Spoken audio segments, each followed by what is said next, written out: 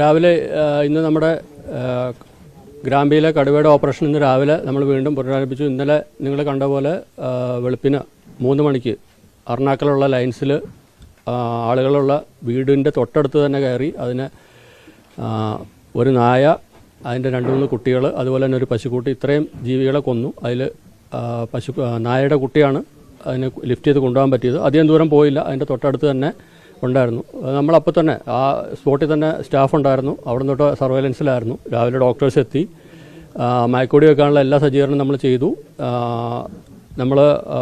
നിങ്ങൾ കണ്ടു കാണും ആ പ്രദേശം ഒരു തേയിലക്കാടിൻ്റെ ഉള്ളിലാണ്. വളരെ ദുഷ്കരമായ പ്രദേശമായിരുന്നു. പക്ഷേ ഇത്രയും അടുത്ത് ലൈൻസിൻ്റെ ഇത്രയും അടുത്ത് മനുഷ്യജീവന് തന്നെ ബുദ്ധിമുട്ടുണ്ടാക്കുന്ന രീതിയിൽ എത്തിയ ഒരു ജീവിയെ വീണ്ടും അവിടെ നമുക്ക് സ്പെയർ ചെയ്യാൻ പറ്റാത്തതുകൊണ്ട് ഞങ്ങളുടെ ജീവൻ വരെ പണയം വെച്ചിട്ടാണ് മയക്കുവെടി വെക്കാനുള്ള തീരുമാനം എടുത്തത്.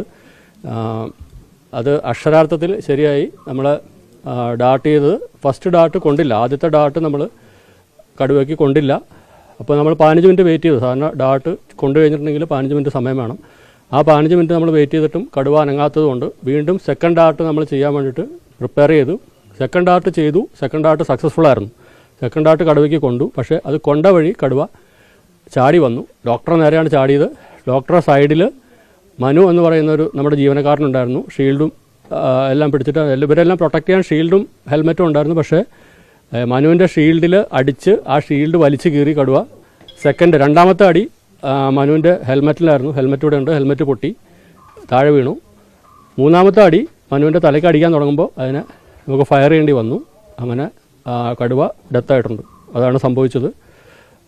സെൽഫ് പ്രൊട്ടക്ഷൻ എന്നുള്ള ആ ഒരു ഇത് നമുക്ക് ഇവിടെ എടുക്കേണ്ടി വന്നു. കാരണം നമുക്കറിയാം മനുഷ്യജീവനാണ് എല്ലാ ജീവൻ്റെയും മുകളിൽ വിലയുള്ളതെന്നുള്ളതുകൊണ്ട്. ഞാൻ ഇന്നലെ തൊട്ട് നിങ്ങളോട് പറയുന്നുണ്ട്, ഇത് നമ്മുടെ എല്ലാവരും ജീവൻ അപകടമാണ്. അതുകൊണ്ടാണ് നമ്മൾ ഇത്രയും ഡിലേ ആയത്. അപ്പോഴും നമ്മൾ നാട്ടുകാർ പറയുന്നത് നിങ്ങൾ ഇതിനെ പിടിച്ചുകൊണ്ട് പോയി കൂടെ എന്ന് ചോദിക്കുമ്പോഴും നമ്മൾ പറഞ്ഞു ഇതിൻ്റെ അടുത്ത് പോകാൻ പറ്റില്ല. പക്ഷേ നമ്മൾ ഇന്ന് ആ റിസ്ക് എല്ലാം എടുത്തിട്ടാണ്, അതായത് 15 മീറ്റർ അടുത്ത് നിന്നിട്ടാണ് കടുവയെ ഡാർട്ട് ചെയ്യുന്നത്. ഒരു ഡോക്ടറും ചെയ്യില്ല, ഒരു ജീവനക്കാരും ചെയ്യില്ല. അത്രയും റിസ്ക് എടുത്തിട്ടാണ് രാവിലെ ആ ഓപ്പറേഷൻ ചെയ്തത്. പക്ഷേ ദൗർഭാഗ്യകരമെന്ന് പറയട്ടെ, നമുക്കത് ആ കടുവയുടെ ജീവൻ രക്ഷിക്കാനായില്ല. കാരണം അത് അറ്റാക്ക് ചെയ്യുമ്പോൾ നമുക്ക് അതിന് സെൽഫ് ഡിഫൻസിൽ ഫയർ ചെയ്യേണ്ടി വന്നു. ഏതാ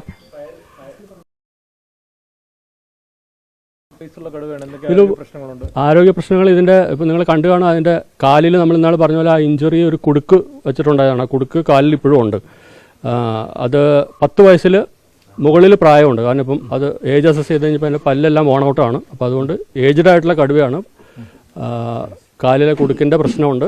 വളരെ വീക്കാണ്. പക്ഷേ ആ മയക്കുവെടി വെച്ച ഇതിനകത്ത് ചാടി എന്നുള്ളത് കൊണ്ട് അത് കണ്ടു കാണും നിങ്ങൾ. അതായത് ആ തേയിലയുടെ മുകളിൽ, അതായത് ഇയാളുടെ നമ്മുടെ ഈ സ്റ്റാഫിനെ നമ്മൾ ഹോസ്പിറ്റലൈസ് ചെയ്തിരിക്കുക. കാരണം അയാൾക്ക് പ്രഷർ കുറച്ച് കൂടിയിട്ട് ഹോസ്പിറ്റലൈസ് ചെയ്യുക. അയാളുടെ ഇവിടെയാണ് അടി കൊണ്ടത്. ഈ ഭാഗത്താണ് അടി കൊണ്ടിട്ടുള്ളത്. അപ്പോൾ അത്രയും ഹൈറ്റിൽ ചാടി വന്നു. അയാൾ 6 അടിക്ക് അടുത്ത് ഉയരമുള്ള ഒരാളാണ്. അത്രയും ഹൈറ്റിൽ ചാടി വന്നു കടുവ. നോക്കിയിട്ടില്ല, നോക്കുന്നേ ഉള്ളൂ. ഞങ്ങൾ പെട്ടെന്ന് വന്ന് ജസ്റ്റ് ആ ഒരു ഇതിൽ നിൽക്കുന്നേ ഉള്ളൂ. മനുവിന് പുറമേ പരിക്കില്ല. പക്ഷേ ഇവിടെ വന്നപ്പോൾ അയാൾക്ക് തല കറങ്ങുന്നു, BP കൂടിയിട്ട് ഹോസ്പിറ്റലൈസ് ചെയ്തിരിക്കുക.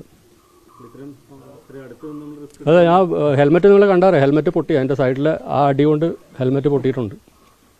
അതുപോലെ ആ ഷീൽഡ് കടുവ വലിച്ച് പിടിച്ചിട്ട് കീറിയേക്കുവാണ്. ഷീൽഡ് അവർ എടുക്കണേ ഉള്ളൂ. ഇതാണ് ഹെൽമെറ്റ്. അയാൾ ഉപയോഗിച്ചിരുന്ന ഹെൽമെറ്റാണ്.